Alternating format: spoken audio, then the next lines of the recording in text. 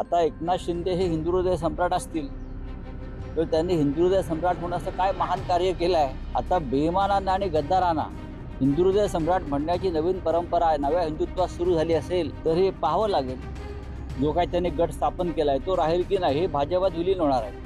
शिंदे गट अजित पवार गट हे भविष्यामध्ये भारतीय जनता पक्षात विलीन होऊन कमळ चिन्हावर निवडणुका लढवतील. स्वतःला किती पदव्या लावून घेतल्या पण महाराष्ट्रात अशा पदव्या लावायची हिंमत नाही. लोक जोड्याने मारतील. अरे त्याच्यावरती काय मत व्यक्त करा. त्याच्यावरती न बोललेलं बरं. त्याने स्वतःच जाहीर केलं पाहिजे ते आहेत की नाहीत. मुळात त्यांचा पक्षच जो काही त्यांनी गट स्थापन केलाय तो राहील की नाही हे भाजपात विलीन होणार आहे. मी सांगितलं आपल्याला. शिंदे गट अजित पवार गट हे भविष्यामध्ये भारतीय जनता पक्षात विलीन होऊन कमळ चिन्हावर निवडणुका लढवतील. त्याच्यामुळे त्यांनी स्वतःला किती पदव्या लावून घेतल्या पण महाराष्ट्रात अशा पदव्या लावायची हिंमत नाही. लोक जोड्याने मारतील. त्याच्यामुळे राजस्थान मध्य प्रदेश छत्तीसगड म्हटलं उद्या अमेरिकेत गेले तिथे लावतील. जो बायडनच्या प्रचाराला जाऊ शकतात. फार महान नेते आहेत. इतके महान नेते या राज्यात निर्माण झाले नाहीत. 2014 नंतर भारतीय जनता पक्षाने असे अनेक नेते दुसऱ्या पक्षातून घेऊन निर्माण केले पण हे तात्पुरतं आहे सगळं. आता एकनाथ शिंदे हे हिंदू हृदय सम्राट असतील बरं का तर त्यांनी हिंदू हृदय सम्राट होण्याचं काय महान कार्य केलं आहे हे पाहावं लागेल आम्हाला सगळ्यांना. आम्ही इतके वर्ष बाळासाहेब ठाकरे सन्माननीय हिंदू हृदय सम्राट यांच्यावर काम केलं. त्यांचा संघर्ष पाहिला हिंदुत्वासाठी. त्यांनी कधी सत्तेसाठी तडजोडी केल्या नाही. बेईमानी केली नाही. आता बेईमानांना आणि गद्दारांना हिंदू हृदय सम्राट म्हणण्याची नवीन परंपरा नव्या हिंदुत्वात सुरू झाली असेल तर हे पाहावं लागेल. अरे भारतीय जनता पक्षच हे करतं. राजस्थानचा भारतीय जनता पक्षाला महाराष्ट्रात काय चाललंय काय माहिती आहे. महाराष्ट्रात त्यांची काय अवकाश आहे कोणाची ते. महाराष्ट्रात त्यांना कोणी विचारत नाही. हे राजस्थान वगैरे भागामध्ये जाऊन स्वतःची टिमकी वाजवत आहेत. खोकी घेऊन गेले असतील प्रचाराला. बोला. ये महाराष्ट्र से देखो महाराष्ट्र में जिसको पनौती समझा जाता है वो लोग बाहर जाकर प्रचार करते हैं हिंदुत्व का. यहाँ कोई पूछता नहीं. हिंदू हृदय सम्राट इस देश में दो ही है. पहले स्वातंत्र वीर सावरकर ये पहले हिंदू हृदय सम्राट और दूसरे हिंदू हृदय सम्राट बाला साहेब ठाकरे. न होगा ना पहले था. लोगों ने ये दोनों को ही माना है हिंदू हृदय सम्राट क्योंकि उनका संघर्ष उनका त्याग हिंदुत्व के बारे में बहुत बड़ा रहा और पूरे समाज को जागृति लाने का काम ये दो नेताओं ने किया है. उमेदवाराचा प्रचार करता दिसत आहे. कोण हरणार ते. पनौतिया म्हटलं ना. ये महाराष्ट्र से बहुत पनौती बाहर जा रहे हैं आजकल. यहाँ से भी जाएंगे वहां भी जाएंगे. बीजेपी पूरी डूब रही है. देखिए 2014 से इस देश को पनौती की पीड़ा शुरू हो गई है. ये किसी व्यक्ति के बारे में हम नहीं बोल रहे और भारतीय जनता पक्षाने ये दिल पर नहीं लेना चाहिए.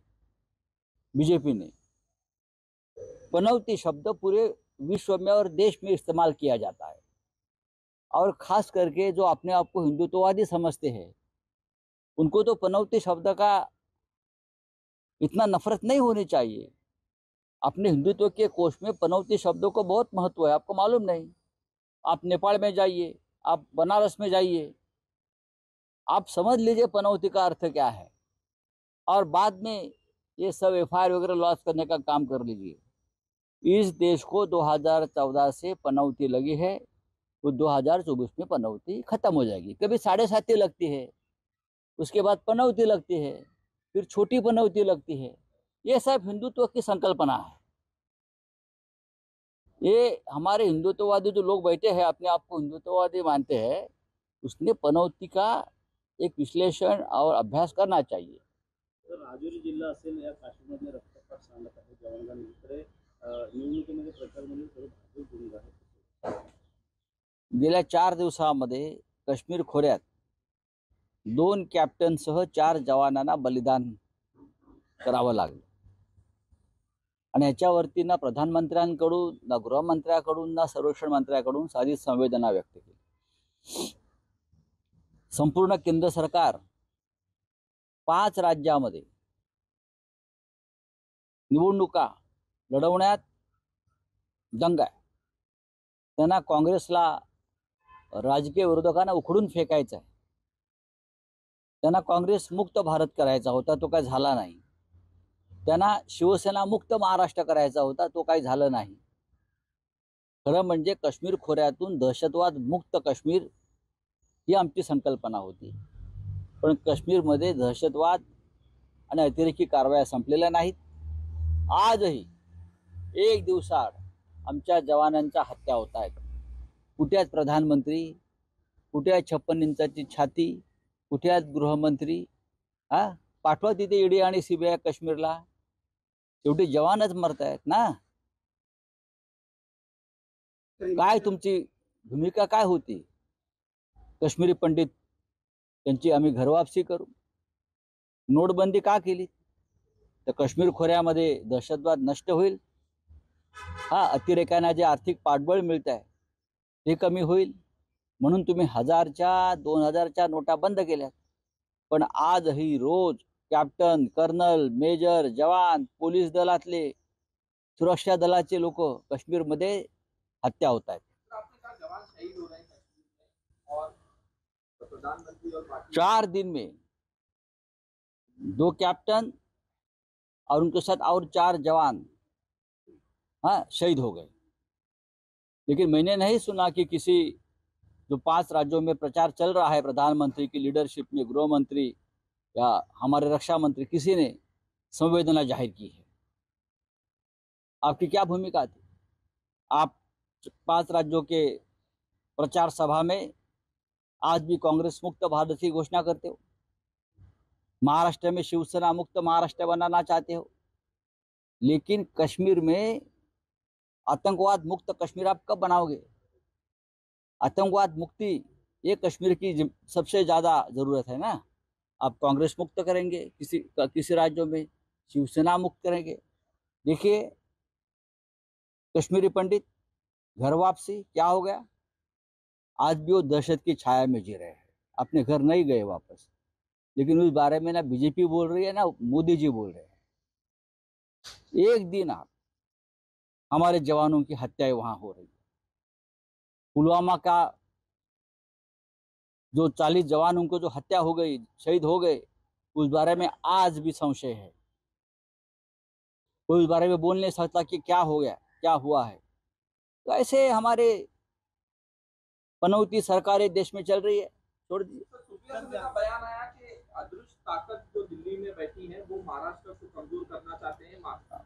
सुप्रिया सुळे जी हो, माननीय शरद पवार साहब हो, माननीय उद्धव ठाकरे साहब हो, हम सभी का यही कहना है कि दिल्ली में जो बैठे हैं वो महाराष्ट्र का महत्व, छत्रपति शिवाजी महाराज का महत्व, डॉक्टर बाबा साहेब आम्बेडकर का महत्व और एक राज्य, बड़ा राज्य महाराष्ट्र है, उनका महत्व कम करना चाहते, कमजोर करना चाहते.